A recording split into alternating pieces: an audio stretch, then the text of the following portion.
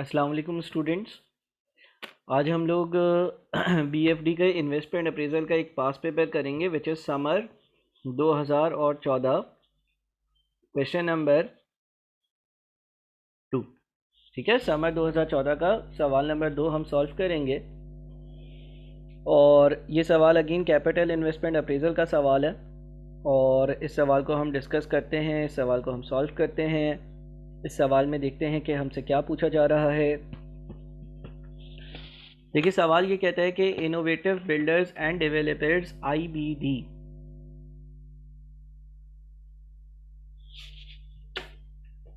Innovative Builders and Developers IBD is planning to launch its new residential project, which will offer three different categories of apartments to the prospective customers. The project is estimated to be completed in 4 years. Details of the project are as follows. Innovative builders and developers के नाम से कोई company है और वो एक residential project launch कर रही है जिसमें 3 अलग अलग तरह के अपार्टमेंट्स होंगे। प्रोजेक्ट जो है वो 4 साल में मुकम्मल होगा और प्रोजेक्ट की कुछ डिटेल्स बताई हुई हैं। Plot of land measuring 5000 square yards has been purchased at the rate of ₹50,000 per square yard. इसका मतलब ये हो गया कि ये मेरा इनिशियल आउटले होगा, ये मेरी इन्वेस्टमेंट होगी, इतने की मैंने जगह परचेज करी है। ठीक है।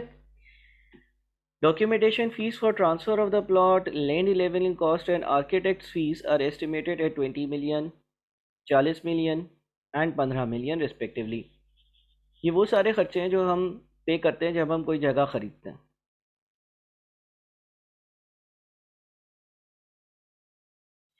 Details of different categories of apartments are as follows. इसमें अपार्टमेंट की कैटेगरीज में ए, बी और सी 3 अपार्टमेंट्स होंगे। नंबर ऑफ रूम्स 6 रूम वाले, 5 रूम वाले और 4 रूम वाले अपार्टमेंट्स होंगे। कवर्ड एरिया जो होगा वो कितना है और कितने ऐसे अपार्टमेंट्स हैं। The common amenities for the above 3 categories will be equal to 20%, 18% and 16% respectively of the covered area of the apartments. The aggregate cost of the project will be apportioned on the basis of covered area of each category of the apartments including the common amenities. Down payment on booking of the apartment will be 10% of the price. The balance will be payable in 16 equal quarterly installments. The estimated construction cost at the prevailing price is ₹3,000 per square feet of the aggregate covered area, which is envisaged to increase by 15%. Construction work is expected to be completed as per the following schedule. Construction का काम इन percentages के हिसाब से complete होगा। IBD target IRR for such project is 18%। IRR दी दी है और IRR की एक प्रॉपर्टी हमें पता है कि अगर इंटरनल रेट ऑफ रिटर्न को प्रोजेक्ट के कैश फ्लोज की डिस्काउंटिंग के लिए यूज़ किया जाए तो नेट प्रेजेंट वैल्यू 0 आती है। It may be assumed that all payments against construction works will be made at the beginning of the year. यानी कि जितनी भी पेमेंट्स करी जाएंगी कंस्ट्रक्शन के लिए आप एज्यूम करो कि वो साल के शुरू में पे करी जाएंगी। Suggest the target price for each apartment in categories A, B and C which IBD should recover to earn the target IRR on its investment in the project 17 marks। यानी कि कंपनी जो है वो डिपार्टमेंट A, B और C की क्या price रखे। तो पहले तो मैं आप लोगों को 5 मिनट दूंगा ताकि आप लोग इस सवाल को अच्छे से रीड करें, फिर हम इसकी डिस्कशन पर चलते हैं।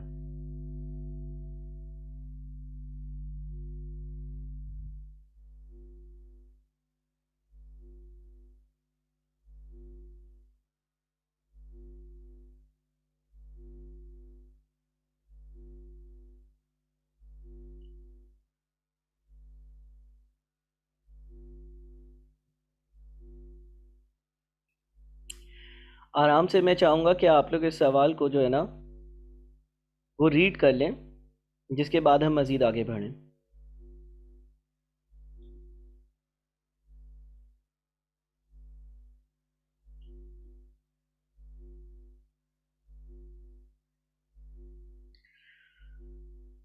अच्छा जी, अब मैं कुछ वर्किंग्स आपके साथ करता हूँ। देखिए, सबसे पहले तो हम देखते हैं ना कि कितने एरिया की कंस्ट्रक्शन हो रही है, यानी कि जो जगह है जिसकी कंस्ट्रक्शन हो रही है वो कितनी है। देखिए, आपके पास ए, बी और सी तीन तरह के अपार्टमेंट्स हैं, ठीक है ना। ए कैटेगरी के जो अपार्टमेंट्स हैं ना उसमें 6 रूम है, और कवर्ड एरिया जो है ना एक अपार्टमेंट का वो 1800 है, और ऐसे 20 अपार्टमेंट्स हैं, ठीक है। अच्छा, बी और सी को भी लिख देते हैं। 1250 का कवर्ड एरिया है, 900 का कवर्ड एरिया है, ऐसे 32 और 50 अपार्टमेंट्स हैं। टोटल जो कवर्ड एरिया बना वो 1800 इंटू 20, यानी कि 36,000। इसी तरह से ये कवर्ड एरिया बना। अच्छा, देखिए, कवर्ड एरिया का मतलब ये कि वो जो अपार्टमेंट है ना उसके अंदर जितनी जगह होगी, लेकिन अपार्टमेंट के बाहर भी जगह होती है ना, सीढ़ियाँ हैं, लिफ्ट है, पैसेज है, उसके बारे में इसने क्या है कि the common amenities for the above three categories will be equivalent to 2018 and 16% respectively of the covered area of the apartments. तो कंस्ट्रक्शन तो उसकी भी हुई होगी, तो इसका मतलब ये हो गया कि ये जो 36,000 स्क्वायर फीट पर अपार्टमेंट्स बने हुए हैं, इसकी कंस्ट्रक्शन 1.2 के फैक्टर से मल्टीप्लाई करके 43,200 का एरिया टोटल मैंने कंस्ट्रक्ट किया होगा। 36,000 के फ्लैट बेचे होंगे और बाकी दूसरी एमिनिटीज़ होंगी।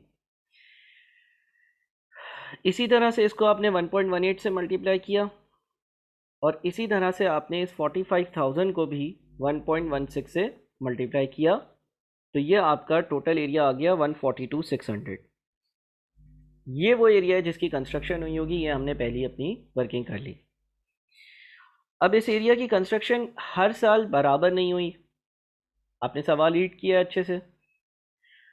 आप देखें, the construction work is expected to be completed as per the following schedule. पहले साल 20% काम, फिर 30% काम, फिर 35% काम, फिर 15% काम। तो हम year 1, year 2, year 3, year 4, year 5, 5 साल है, 4 साल है, ठीक है ना। अच्छा, 20, 30, 35, 15, 20, 30, 35, 15। इसका मतलब पहले साल कितना काम हुआ होगा? 20% ऑफ टोटल।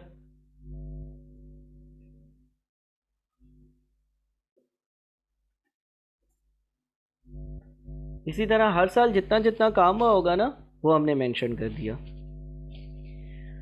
अच्छा, उसके बाद आप देखें कि कंस्ट्रक्शन की कॉस्ट कितनी होगी। देखिए, लिखा हुआ है the estimated construction cost at the prevailing prices is ₹3,000 पर square feet of the aggregate covered area which is envisaged to increase by 15% per annum। यानी कि पहले साल हमने जो कंस्ट्रक्शन करवाई होगी वो 3,000 फी स्क्वायर मीटर के हिसाब से करवाई है, और ये वैल्यू या ये जो प्राइस है या ये जो कीमत है ये 15% से हर बार इंक्रीज हो रही है। तो इसका मतलब अगले साल, फिर अगले साल, फिर अगले साल, इस तरह से वर्थ इंक्रीज हुई। इसका मतलब पहले साल जो आपका कंस्ट्रक्शन का खर्चा आ रहा है 3,000 कंस्ट्रक्शन का खर्चा 3,000 पर स्क्वायर फीट है, और 28,520 स्क्वायर फीट्स हैं। इसी तरह से अगले साल, उससे अगले साल, उससे अगले साल का खर्चा आएगा। तो ये सारे सालों के खर्चे हैं। अच्छा, मैं कॉमास प्लेस कर दूं हर जगह पर ताकि थोड़ी सी पढ़ने में आसानी हो जाए।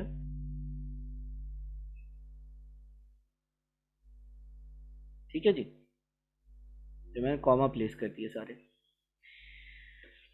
अच्छा, अब ये कॉस्ट ईयर नंबर 1 वाली, सवाल में ये लिखा हुआ था, सवाल में ये लिखा हुआ था it may be assumed that all payments against the construction works would be made at the beginning of the year। यानी कि ऑल्दो यहाँ पे ईयर 1 लिखा है मैंने, लेकिन ये जो कॉस्ट इनकर हुई है वो ईयर 0 पर इनकर हुई होगी। पहले साल में कितनी कंस्ट्रक्शन हुई, लेकिन कॉस्ट जो ये है ना ये ईयर 0 की वैल्यूज़ पर है, क्योंकि ये भी आज के पैसे हैं, ये भी आज के पैसे हैं, पेमेंट भी आज हो रही है। जिस तरह से पहले साल मैंने इतना बनाने की नीयत करी, ये पैसे आउटफ्लो हो गए 0 पर ही। ये पैसे आउटफ्लो कब हुए? ईयर 1 पर। ये पैसे आउटफ्लो कब हुए? ईयर 2 पर। ये पैसे आउटफ्लो कब हुए? ईयर 3 पर। बात समझ में आ रही है? यानी कि जो आउटफ्लो है ना, वो आउटफ्लो पहले ही अगर हो रहा है। अच्छा, तो ये सारे आउटफ्लोज हो गए, ठीक है। अब हमारे पास एक discount IBD target IRR for such projects is 18%। देखिए मैं कौन सा कॉन्सेप्ट यूज़ कर रहा हूँ। अगर हम नेट IRR को as a discount rate use करते हैं तो present value of cash inflows is equal to present value of cash outflows, क्योंकि NPV is equal to zero. तो zero is equal to PVCI minus PVCO, तो PVCI is equal to PVCO। तो मैं एक काम करता हूँ, 18% के हिसाब से इनकी डिस्काउंटिंग करता हूँ। पहला होगा अमाउंट डिवाइडेड बाई 1 प्लस 18% का रेट है ना डिस्काउंटिंग का, 18% पावर 0, फिर अगला पावर 1, पावर 2, पावर 3। यानी कि जो कंस्ट्रक्शन की कॉस्ट की प्रेजेंट वैल्यू है ना, वो 412,249,565 बन रही है। अगर मैं इसको मिलियंस में लिखूं तो इसको मैं डिवाइड कर दूंगा 1,000,000 से, तो 412.25 मिलियन बनेगा। अब मैं देख लेता हूँ कि भाई मेरी जो टोटल कॉस्ट है ना वो कितनी है इन मिलियंस। एक ये कॉस्ट है 412.25, ठीक है। अच्छा, दूसरा क्या है कि हमने ये जो प्लॉट लिया था 5,000 स्क्वायर मीटर्स, ये 50,000 पर स्क्वायर मीटर, 50,000 रुपये पर स्क्वायर मीटर के हिसाब से लिया।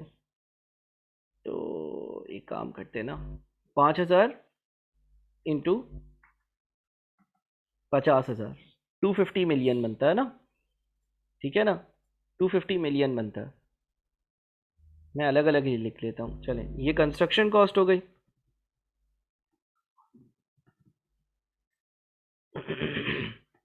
In millions. अच्छा, लैंड परचेज किया, उसकी कॉस्ट 5,000 इंटू 50,000, और मिलियंस में कन्वर्ट करने के लिए 1 मिलियन से डिवाइड। लैंड के बाद और कौन सी कॉस्ट है? ट्रांसफ़र कॉस्ट है, उसके बाद लेवलिंग की कॉस्ट है,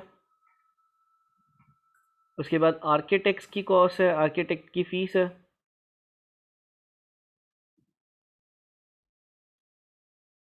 और ये सारे खर्चे कितने हैं? 20, 40 और 15।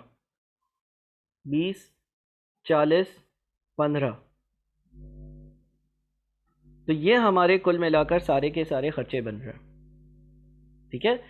और देखें ये सारे खर्चों की प्रेजेंट वैल्यू है। ये जितने भी खर्चे हैं ना 737.27 या 25 जो भी है, ये सारे खर्चों की प्रेजेंट वैल्यू है, ठीक है। ये सारे खर्चों की प्रेजेंट वैल्यू है, present value of all costs. सारे के सारे जितने भी खर्चे हैं उनकी ये प्रेजेंट वैल्यू बनती है, यानी कि इतने मैंने खर्चे करे। सही हो गई बात? अच्छा, हमें पता क्या करना था? Suggest the target price for each apartment in categories A, B, and C, which IBD should recover to earn the target IRR on its investments in the project। यानी कि अगर 18% का हमें IRR चाहिए तो हम एक अपार्टमेंट कितना का बेचें। देखिए हमें ये मालूम है कि अगर IRR को as a discount rate use किया जाए तो NPV जो है ना वो ज़ीरो होती है, और हमने अपने जितने भी कैश आउटफ्लोज है ना उसको IRR के रेट पर ही डिस्काउंट किया। अच्छा, NPV वैसे present value of cash inflows minus present value of cash outflows के बराबर होती है, तो zero is equal to present value of cash inflows minus present value of cash outflows, present value of cash inflows is equal to present value of cash outflows. ये हिसाब बनता। तो क्योंकि ये present value of cash outflows है और मैंने discounting के लिए 18% यूज़ किया, तो यही मेरा present value of cash inflows भी होगा। और present value of cash inflows मुझे आएंगे कैसे? सर, इनफ्लोज आपको आएंगे जब आप अपार्टमेंट जिनको बेचे हैं ना उनसे पेमेंट रिकवर करोगे। अच्छा, पेमेंट की टर्म्स क्या है? अगर हम देखें सवाल में पेमेंट की टर्म्स क्या है, तो क्या कहीं कोई जिक्र लिखा ज़रूर होगा, हमें मिल नहीं रहा शायद। हाँ, ये रहा। ये जो पॉइंट नंबर 6 है ना, ये अब हमारे लिए रेलेवेंट है। जो पॉइंट नंबर 6 है वो हमारे लिए रेलेवेंट है। इसमें लिखा हुआ है down payment on booking of the apartment will be 10% of the price. The balance will be payable in 16 equal quarterly instalments. 10% down payment होगी और बाकी अमाउंट जो है उसकी किस्तें करवा दी जाएंगी। ठीक है, 10% जो है वो डाउन पेमेंट होगी और बाकी अमाउंट जो है उसकी किस्तें करवा दी जाएंगी। तो इसका मतलब लेट से अगर अपार्टमेंट जो है उसकी अगर कॉस्ट है एक्स, तो इस एक्स की पेमेंट कैसे होगी? मतलब जो अपार्टमेंट की आप कह लो कि आप कॉस्ट पे करोगे, वो कैसे पे करोगे? तो अपार्टमेंट की जितनी भी कॉस्ट होगी उसमें से 10% होगी डाउन पेमेंट। इसमें से डाउन पेमेंट कितनी होगी? 10% ऑफ एक्स। रिमेनिंग रिमेनिंग यानी कि 90% ऑफ एक्स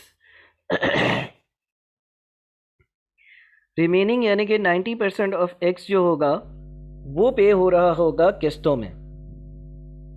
ठीक है ना? रिमेनिंग जो होगा, जो लोन का अमाउंट होगा, वो 90% ऑफ एक्स होगा।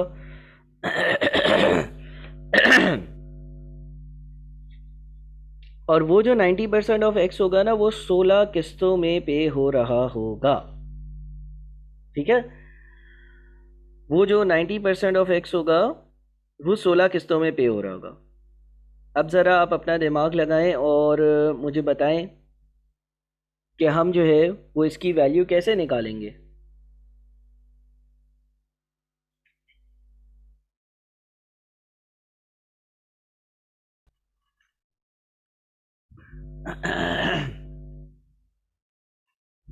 अच्छा जी, तो अब होगा ये कि देखिए, जो आपसे वो बंदा टोटल पेमेंट मांग रहा होगा, वो बोल रहा होगा कि आप जो है वो मुझे डाउन पेमेंट पे कर दो। ठीक है, और टोटल पेमेंट एक्स है, डाउन पेमेंट जो है वो 10% ऑफ एक्स है, और बाकी 90% ऑफ एक्स या रिमेनिंग अमाउंट आप किस्तों में पे कर देना। तो इसका मतलब मैं जो इंस्टॉलमेंट्स पे कर रहा हूँ वो 16 इंस्टॉलमेंट्स पे कर रहा हूँ। लेट्स से एक इंस्टॉलमेंट आर की है, तो टोटल अमाउंट जो मैं इंस्टॉलमेंट्स में पे कर रहा हूँ वो 16 आर है। अच्छा, अब जब मैं किस्तें पे करूँगा ना, तो इसमें इंटरेस्ट भी शामिल होगा। 16 आर यानी कि 16 किस्तें पे कर रहा हूँ, और 4 साल में 16 किस्तें पे कर रहा हूँ, तो हर साल में 4 किस्तें पे कर रहा हूँ।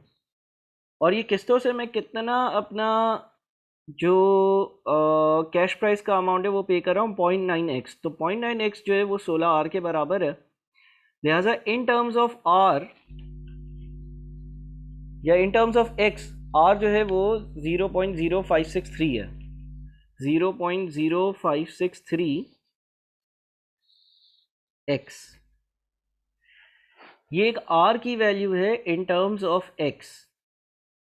ठीक है, उसके बाद हम अपना प्रेजेंट वैल्यू वाला फॉर्मूला लगाते हैं। अब ज़रा गौर से सुनिएगा, यहाँ पर प्रेजेंट वैल्यू वाला फॉर्मूला कैसे लगेगा।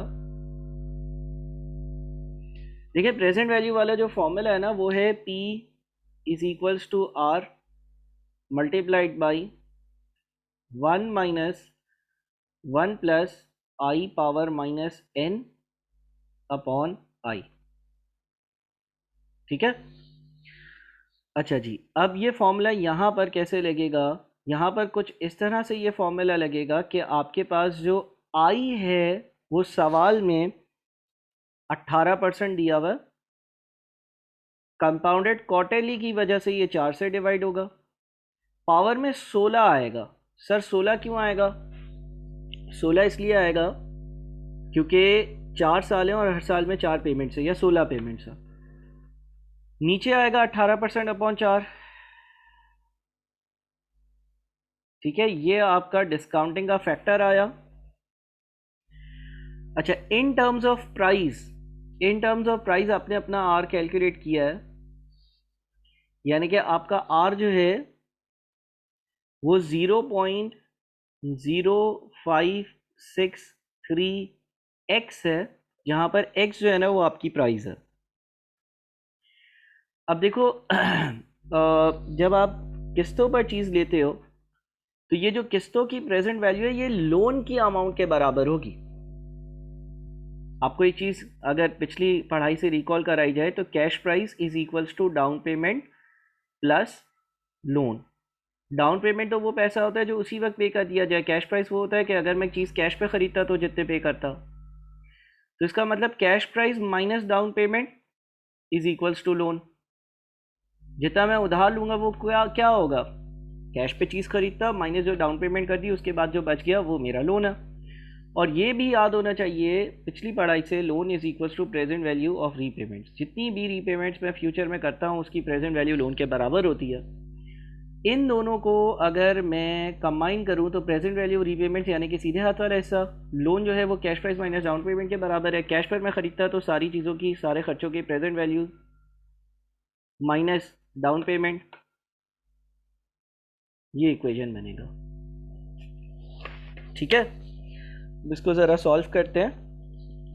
18% upon 4 plus 1 16 1 minus 135 into 4 into 0.0563 0.6324।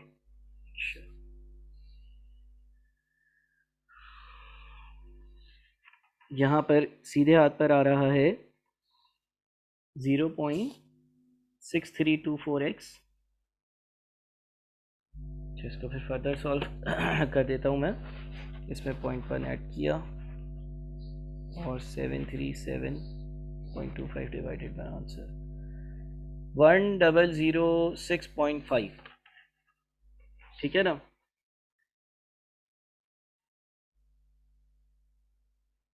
x की जो वैल्यू आ रही है ना वो आ रही है 1006.5, तकरीबन 7।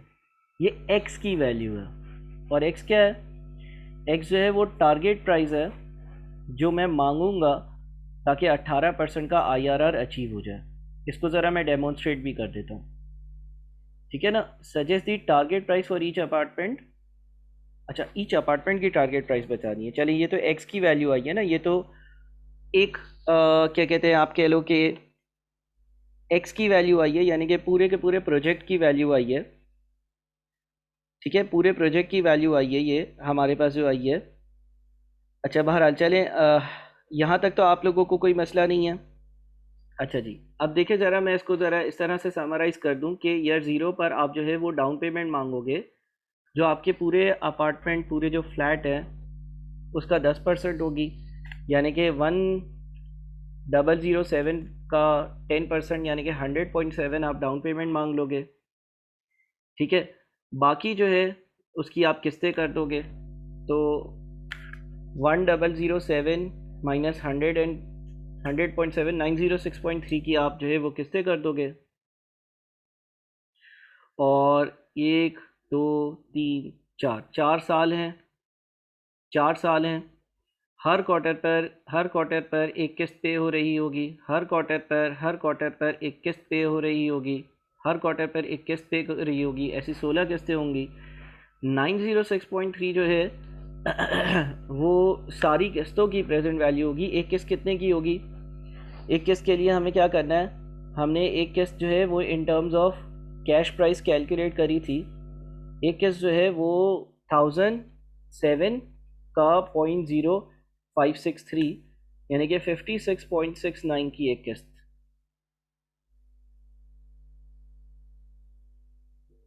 56.69 की एक किस्त होगी। ठीक है ना, 56.69 की एक किस्त होगी। आप चाहो तो आप उन किस्तों की प्रेजेंट वैल्यू निकालो, वो इसके बराबर आएगी, डाउन पेमेंट ऐड करो, टोटल अमाउंट बन जाएगी, and so on so forth. ठीक है ना। तो ये ज़रा एक ट्रिकी सी चीज़ थी जो आपने देखनी है। अच्छा, आप देखें, ये टोटल प्राइस है सारे अपार्टमेंट्स की। ये जो 1007 मिलियन आ रही है ना, ये टोटल प्राइस है सारे अपार्टमेंट्स की, लेकिन हमें ईच अपार्टमेंट, हर अपार्टमेंट की प्राइस बतानी है। तो total price of all apartments, total price of all apartments कितना है, 1007,000,000,000। टोटल जो एरिया है वो कितना है, इतनी प्राइस मुझे रिकवर करनी है कितने एरिया से। हमने ये कैलकुलेट किया, जो अपार्टमेंट्स होंगे उनका जो एमिनिटी के साथ जो एरिया बन रहा होगा वो 142,600 होगा। इसका मतलब 1 स्क्वायर फीट से मुझे कितनी प्राइस रिकवर करनी है, उसके लिए इसको इससे डिवाइड किया 7062। अच्छा जी, अब कैटेगरी ए का एक अपार्टमेंट मैं कितने में बेचूं, बी का एक अपार्टमेंट कितने में बेचूं, सी का एक अपार्टमेंट कितने में बेचूं। देखें, ये पर स्क्वायर फीट कॉस्ट आ रही है, प्राइस आ रही है, यानी कि 1 स्क्वायर फीट इतने का बेचना चाहिए। अच्छा, अब जो ए है ना, अपार्टमेंट टाइप ए है, वो टोटल कितना एरिया ऑक्यूपाई करते हैं, टोटल 43,200 का एरिया ऑक्यूपाई करते हैं, ठीक है ना। अच्छा, 43,200 में 43,200 से इस 7062 को मल्टीप्लाई किया तो टोटल अमाउंट आई। ऐसे कितने अपार्टमेंट्स हैं, ऐसे कितने अपार्टमेंट्स हैं, तो ऐसे 20 अपार्टमेंट्स हैं। 20 से डिवाइड कर दिया तो एक अपार्टमेंट जो है मैं बेचूंगा तो मैं कितना चार्ज करूंगा, 15,253,295। मैं बी पर ये वर्किंग वापस करता हूँ। 1 स्क्वायर फीट की ये 7062 की सेलिंग प्राइस है, ठीक है। बी वाले जो अपार्टमेंट्स हैं उनमें 47,200 वाली जगह है, तो दोनों को मल्टीप्लाई किया तो 47,200 स्क्वायर मीटर्स जो है जगह का प्राइस आ गई। और ऐसे कितने अपार्टमेंट्स हैं इस एरिया में, 32 अपार्टमेंट्स हैं। तो अगर 32 अपार्टमेंट्स हैं तो ये 32 अपार्टमेंट्स जो है उसकी ये वैल्यू हो गई। सी कैटेगरी, सी कैटेगरी की अगेन प्राइस पर square feet multiplied by 52,200 divided by 50, क्योंकि 50 अपार्टमेंट्स है।